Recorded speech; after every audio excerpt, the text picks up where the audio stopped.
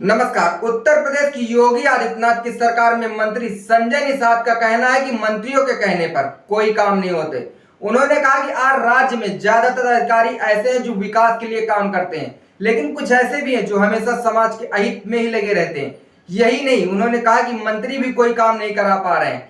संजय निषाद ने कहा कि जमीनी स्तर पर तो लोग मंत्री को ही सरकार समझते हैं, ऐसा पहले भी होता आया है, लेकिन आज मंत्रियों के कहने पर कुछ होता ही नहीं है।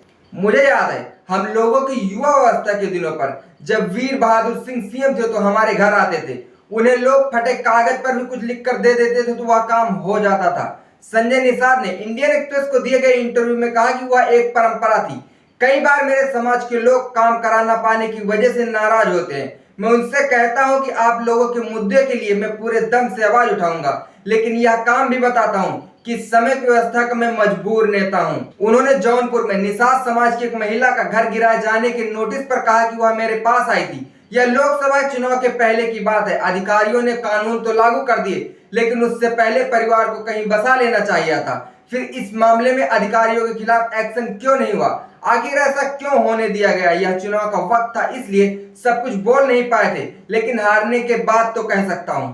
संजय निषाद का यह भी कहना है कि अधिकारी सीधे सीएमओ से जुड़े हुए हैं, पोस्टिंग और ट्रांसफर वहीं से होते हैं। पहले भी परंपरा थी, यदि कोई मंत्री डीएम को लिखता था कि कोई अधिकारी काम नहीं करा पा रहा है तो उसका तुरंत ट्रांसफर हो जाता था।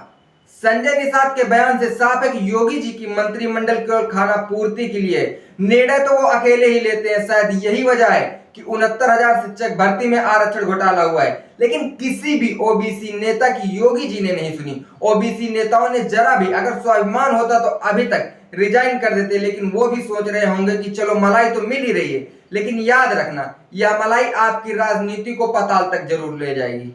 संजय निषाद, अनुप्रिया पटेल कई बार भारतीय जनता पार्टी पर आरक्षण घोटाले का आरोप लगा रहे हैं और अब तो ये भी कह दिया गया है कि उनकी कोई अहमियत ही नहीं है। तो संजय निषाद की इस बयान को लेकर आपका क्या कहना है? इस बात का जवाब कमेंट बॉक्स में कमेंट करके जरूर दें। देखते रहिए हाल चाल। जय हिंद।